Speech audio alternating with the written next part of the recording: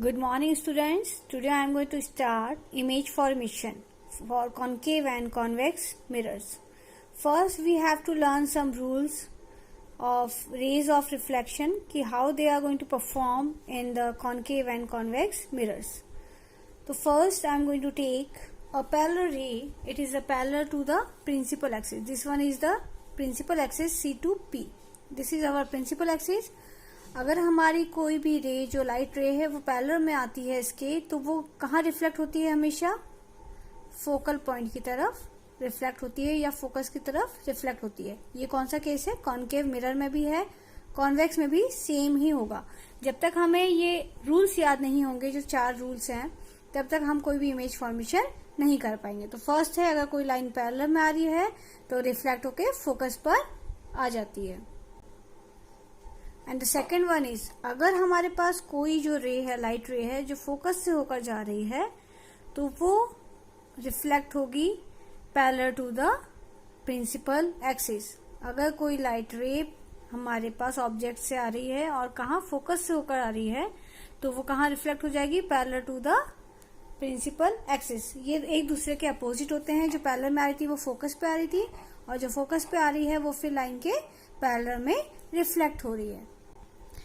The third rule is, अगर हमारा कोई भी रे जो है वो सेंटर से पास हो रहा है, अगर कोई भी रे सेंटर से पास होता है तो वो वापस उसी डायरेक्शन में रिफ्लेक्ट हो जाता है जिस डायरेक्शन से वो आया है. मतलब वो सेंटर पॉइंट पर ही वापस रिफ्लेक्ट हो जाता है.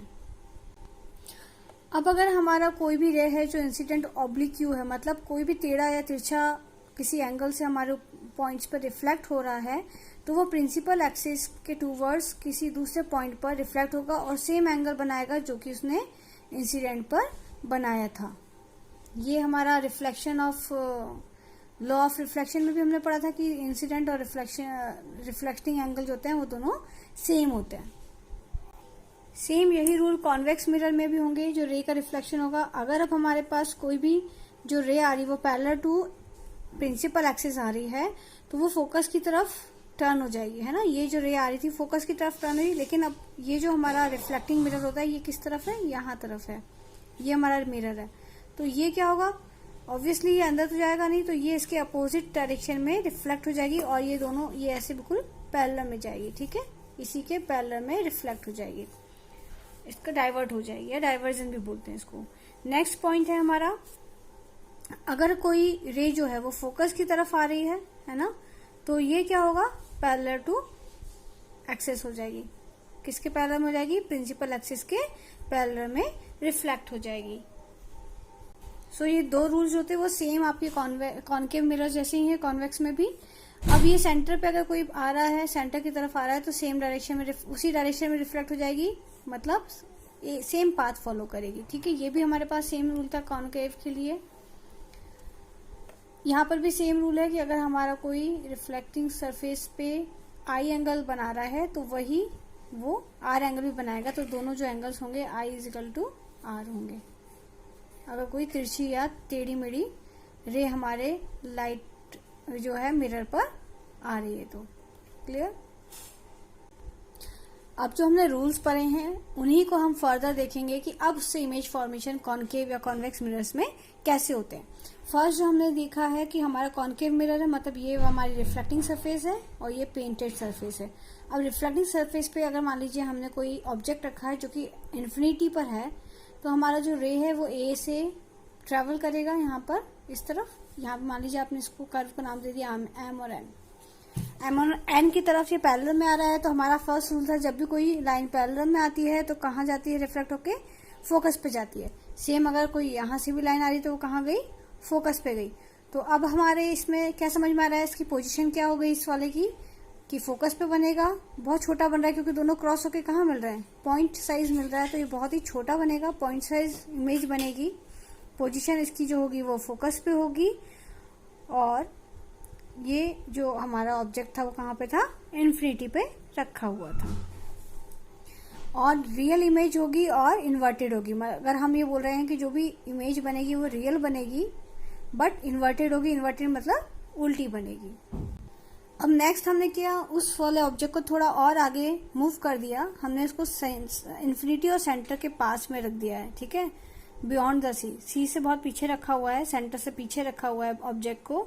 अब अगर जो लाइट रे आई तो सबसे पहले हमने बोला कि पैरेलल में आई, जब पैरेलल में आती है तब क्या होता है, ये फोकस की तरफ टर्न हो जाती है, तो ये रिफ्लेक्ट हो गई फोकस की तरफ। अब एक लाइन हमने मान लिया, एक रे आ रही है जो सेंटर से रिफ्लेक्ट हो रही है, ठीक है। अब वो सेंटर से जब रिफ्लेक्ट हुई तो क्या हो गया, वो उसी डायरेक्शन में वापस चली गई, और एक हमारा जो है पैरेलल जो प्रिंसिपल एक्सिस पे आती है वो भी प्रिंसिपल एक्सिस पे ही बाद में फॉरवर्ड हो जाती है। ये थर्ड लाइन होती है। तो अगर हम तीनों को देखें, है ना, तो तीनों लाइन, ये दो लाइन कहाँ क्रॉस हो रही है, ये फर्स्ट रे थी हमारी और ये रिफ्लेक्टेड जो थी सेकेंड रे थी, है ना। तो ये कहाँ पे दोनों मिल रही हैं, ये इस वाले पॉइंट पे मिल रही है, क्रॉस हो रही है, ठीक है। और जो थर्ड वाली है सेंटर वाली, वो कहाँ पर है, प्रिंसिपल एक्सिस इस पॉइंट पर है। तो हमारी इमेज जो होगी वो ए डैश बी डैश मतलब अपोजिट, मतलब इन्वर्टेड बनेगी। और कहाँ बनेगी, सेंटर और फोकस के बीच में कहीं पर वो बनेगी और छोटी बनेगी। कैसी बन रही है, ये देखिए, इमेज हमारा जो हमारा ऑब्जेक्ट था वो बड़ा था और इमेज हमारी थोड़ी छोटी बन रही है, इसलिए हम इसको बोलेंगे डिमिनिश्ड बनेगी, between the focus and centre बनेगी, रियल एंड इन्वर्टेड बनेगी। अब नेक्स्ट वाला जो है, अगर हमने इसको सेंटर पे रख दिया, किसी ऑब्जेक्ट को अगर हमने सेंटर पे रख दिया है तो एक रे हमारी ये आ रही है प्रिंसिपल एक्सिस के पैरेलल में मान लीजिए, तो हमने इसको बोला कि वो कहाँ रिफ्लेक्ट हो गई, फोकस पॉइंट पे रिफ्लेक्ट हो गई, रे नंबर 1। जो 2 आ रही है वो फोकस से होकर जा रही है, फोकस से जब जाती है तो वो पैरेलल में चली जाती है ना, तो ये पैरेलल में चली गई, तो ये हो गई हमारी रिफ्लेक्टेड नंबर, रे नंबर 2। तो ये 1 और 2 जहां जाके क्रॉस होंगे वहीं पर हमारी इमेज बनेगी। और थर्ड हमारा जो प्रिंसिपल एक्सिस पे रे आ रही है तो ये यहाँ बनी, मतलब इसके अपोजिट बनी, तो ए डैश बी डैश मतलब इन्वर्टेड बनी है, रियल बनी है और सेम साइज की बनी है जिस साइज का हमारे पास ऑब्जेक्ट था। अब बिटवीन सेंटर और फोकस हमने जो ऑब्जेक्ट का रख दिया है वो कहाँ रखा है, हमने ऑब्जेक्ट को सेंटर और फोकस के बिटवीन में रखा है, बीचों बीच, ठीक है। अब हमने बोला ए और बी में से अगर कोई रे पैरेलल में जा रही है तो वो कहाँ टर्न हो जाएगी, फोकस पे टर्न हो जाएगी, तो ये रे नंबर हमारी हो गई 1। जो सेकंड रे हमने मानी है वो सेकंड रे मान लीजिए सेंटर से जाएगी, तो सेंटर से गई तो वापस रिफ्लेक्ट हो जाएगी, तो ये हो गई हमारी रे नंबर 2।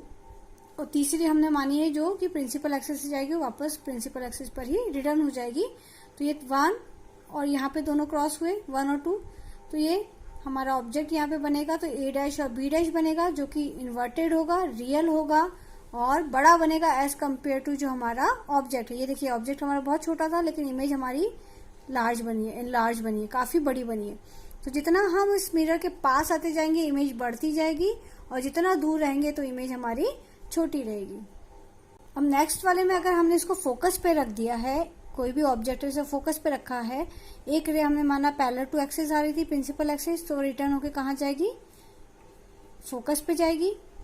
दूसरी हमने मान लीजिए सेंटर से मान लीजिए, तो वही आई और वहीं से वापस चली गई, तो ये 2 हो गई। अब ये दोनों पैरेलल में जा रही हैं, ठीक है, पैरेलल ट्रेवल कर रही हैं, तो ये कहीं बहुत दूर इन्फिनिटी पे जाके हमें मिलेगी, रियल बनेगी, इन्वर्टेड बनेगी, बहुत ही ज्यादा हाईली इनलार्ज होगी, बहुत ही बड़ी होगी, और कहाँ बनेगी, इन्फिनिटी पे कहीं जाके जब ये मिलेंगी, क्योंकि पैरेलल लाइंस हम क्या बोलते हैं, इन्फिनिटी पे जाके मिलती है, तो कहीं इन्फिनिटी पे ये हमें इमेज देगी।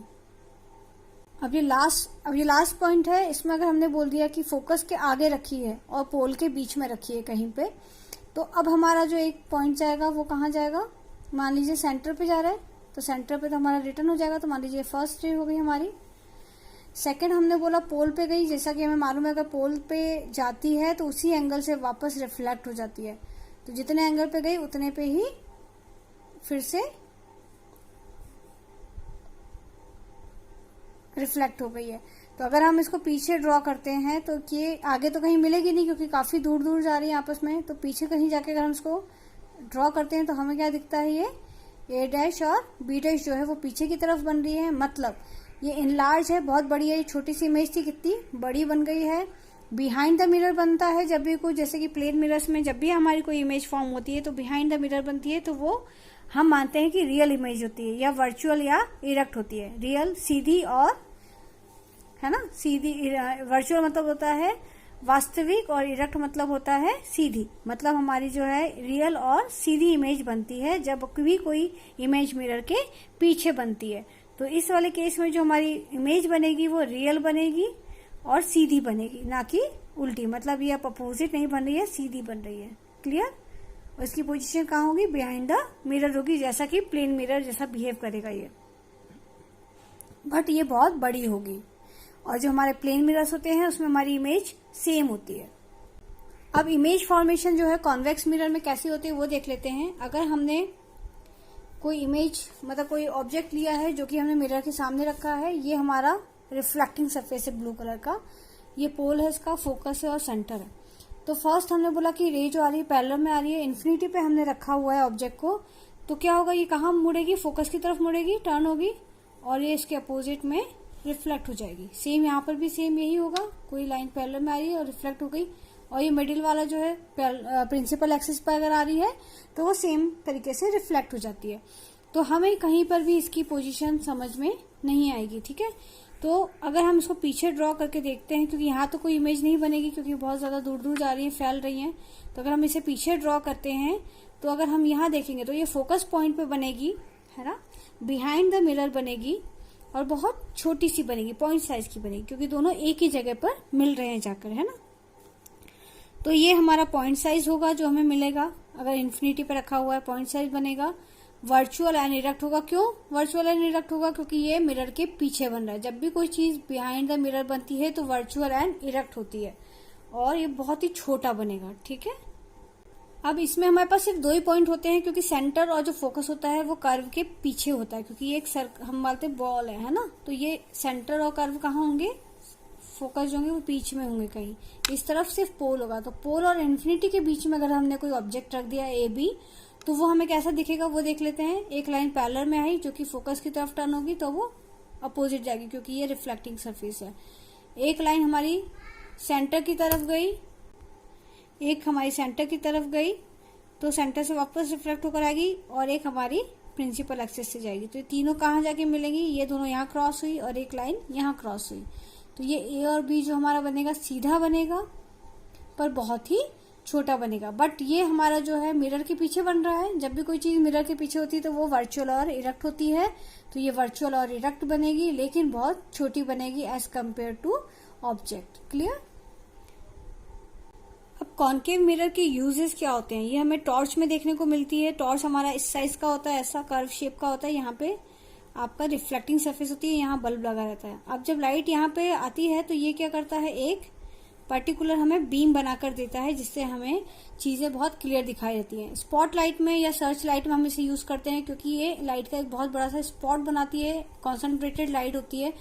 लाइट को ये स्कैटर ना करके क्या करती है, एक तरफ इकट्ठा कर देती है, तो हमें वो चीज बहुत अच्छे से दिखाई देती है, इसलिए हम इसे सर्च लाइट में भी यूज करते हैं। व्हीकल्स की हेडलाइट में भी हम इसे यूज करते हैं, क्योंकि हमें रोड पर एक पर्टिकुलर डायरेक्शन में ही देखना होता है, तो ये उसको अच्छी थिक बीम बनाकर डिस्प्ले करती है। नेक्स्ट होता है शेविंग मिरर्स में। शेविंग मिरर्स में हम यूज करते हैं क्योंकि जब भी हम इसके पास में होते हैं तो हमें इरेक्ट और वर्चुअल इमेज मिलती है और लार्ज इमेज मिलती है ना। हमने देखा था ना, लार्ज इमेज मिलती है तो वो हमें क्लियर दिखाई देता है। डेंटिस्ट भी इसे यूज करते हैं दांतों के लिए, क्योंकि वो डेंटिस्ट जो उसको बहुत पास से देखते हैं, पास में दांत के पास में लगाते हैं, तो वो जो हमारा दांत होता है वो हमें इन्वर्टेड दिखता है, लेकिन उसको पूरा क्लियर और इनलार्ज दिखता है। और कॉन्वेक्स जो मिरर्स होते हैं वो रियर व्यू व्हीकल्स के लिए बेसिकली जो मिरर्स हम यूज करते हैं रियर व्यू, उनके लिए यूज होते हैं, क्योंकि हमें जो आपके पीछे ऑब्जेक्ट आ रहा है ना, जो हमारी गाड़ी के पीछे ऑब्जेक्ट आ रहा है वो हमें छोटा सा दिखाई देता है और बहुत दूर सा दिखाई देता है, लेकिन वो हमारे बहुत पास होता है, तो वो हमें ऑब्जेक्ट क्या होता है, बहुत छोटा सा दिखाई देता है। इसलिए हम इजीली रियर व्यू मिरर में उसकी इमेज फॉर्म कर सकते हैं, चाहे वो हमारे से दूर हो लेकिन वो हमें थोड़ा सा पास दिखाई देता है। Thank you everyone, please subscribe my channel and share it. Thank you.